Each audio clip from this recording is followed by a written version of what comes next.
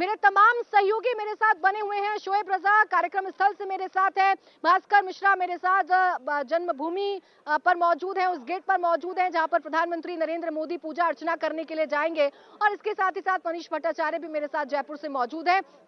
मैं शोएब आपके पास आना चाहूंगी, एक बार तस्वीरें दिखा दीजिए कार्यक्रम स्थल की, किस तरीके से वहां पर पीएम का इंतजार किया जा रहा है और इस कार्यक्रम में आज क्या खास होगा।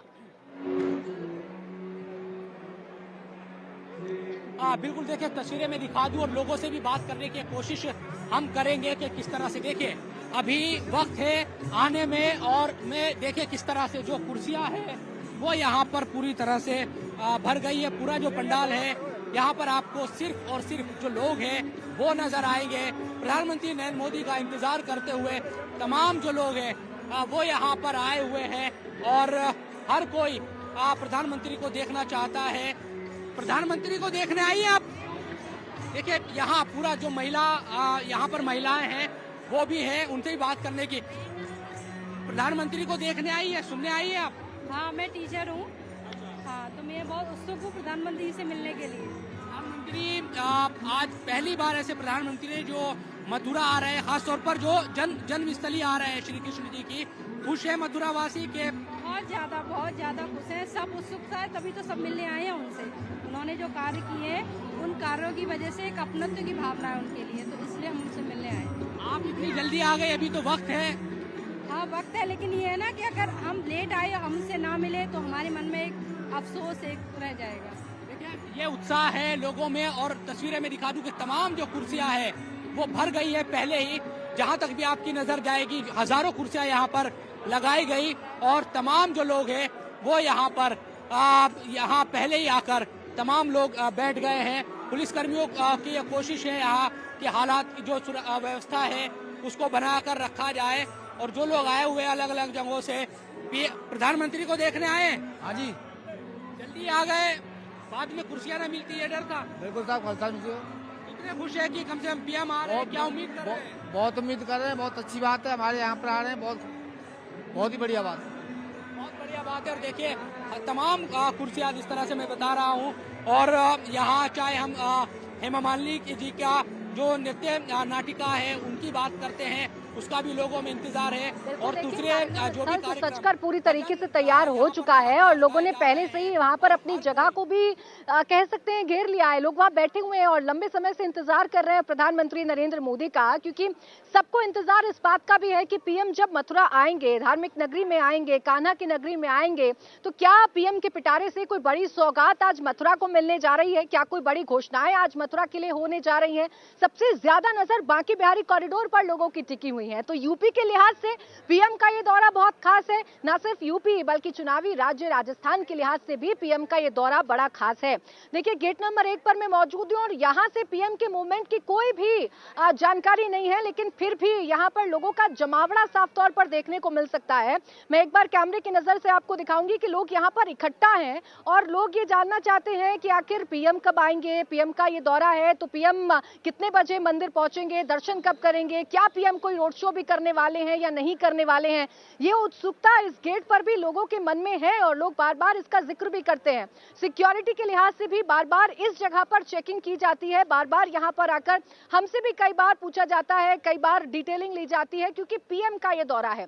तो ये तो रही बात इंतजामों की, ये तो बात रही उत्सुकता की। जो पीएम के दौरे की सबसे खास बात समझी जा रही है वो समझी जा रही है ब्रिज क्षेत्र में इसका असर। और ये ब्रिज क्षेत्र जब मैं कह रही हूं तो ये सिर्फ और सिर्फ उत्तर प्रदेश तक सीमित नहीं है, ये राजस्थान तक सीमित है। मनीष भरतपुर में जब पीएम रैली कर रहे थे तो पीएम का वो बयान भी याद करिए, जब पीएम ने कहा था कि ब्रिज क्षेत्र का उन्हें विकास करना है।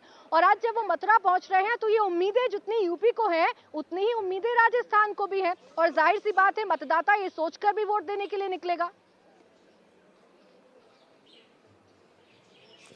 जी हाँ, बिल्कुल। देखिए बांके बिहारी की जय के साथ प्रधानमंत्री नरेंद्र मोदी का संबोधन हुआ था, और बांके बिहारी की जब बात हो जाती है तो भरतपुर हो या पूरा ब्रज क्षेत्र हो, हर एक व्यक्ति प्रधानमंत्री नरेंद्र मोदी के भाषण को सुनना चाह रहा था, और उनके सेंटिमेंट से कनेक्ट भी हुआ था। क्योंकि देखिए भरतपुर का और ब्रज का कई हिस्सा है वो डांग क्षेत्र में भी पड़ता है, और डांग क्षेत्र की भी चर्चा भी हुई है कि भाई इसका विकास बहुत ज्यादा जरूरी है, क्योंकि धौलपुर करौली में कई ऐसे डांग क्षेत्र आते हैं।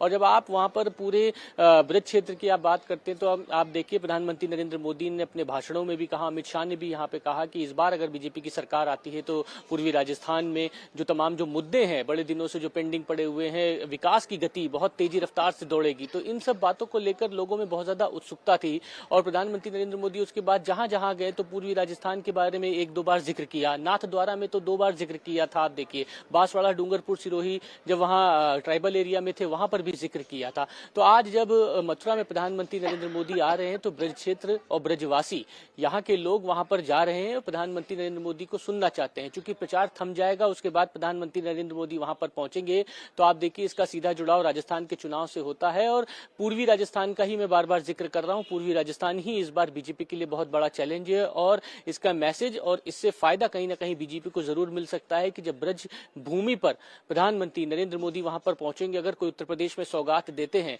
तो उससे कहीं ना कहीं फायदा राजस्थान में होगा। और ब्रज के क्षेत्र के लोग ये सुनना चाहते हैं कि ब्रजवासियों को सौगात क्या मिलने वाला है। उत्तर प्रदेश के मथुरा से कर रहे हैं, जब हम बात कान्हा नगरी की कर रहे हैं तो हमें ये भी नहीं भूलना चाहिए कि ये सिर्फ राजपूत वोटर्स या यादव वोटर्स तक सीमित नहीं रहेगा। मनीष, सनातन का मुद्दा बहुत बड़ा राजस्थान में उठाया गया बीजेपी की तरफ से, तमाम सनातनियों के लिए भी एक बड़ा दौरा पीएम का ये होने जा रहा है चुनावों के लिहाज से।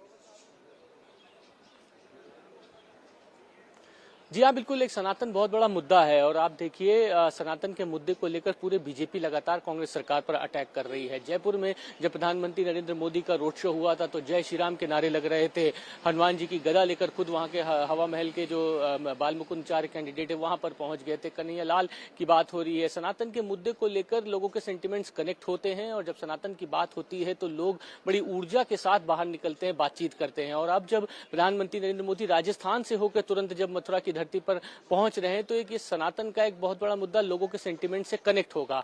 और बार बार जब ब्रज की बात होती है तो ब्रज में एक सनातन का बहुत बड़ा मुद्दा इसलिए भी है कि करौली में जो दंगा हुआ उसके बाद कानून व्यवस्था के ऊपर एक बहुत बड़ा सवाल हुआ। करौली में दंगे होने के बाद ब्रजवासियों में बहुत ज्यादा नाराजगी हुई थी कि करौली में इस तरीके का दंगा कभी देखने को नहीं मिला, कानून व्यवस्था बिगड़ गई। और यही वजह है कि जब प्रधानमंत्री नरेंद्र मोदी राजस्थान में इतनी सभाएं की तो उन्होंने करौली का नाम जरूर लिया कि करौली में दंगा हुआ था।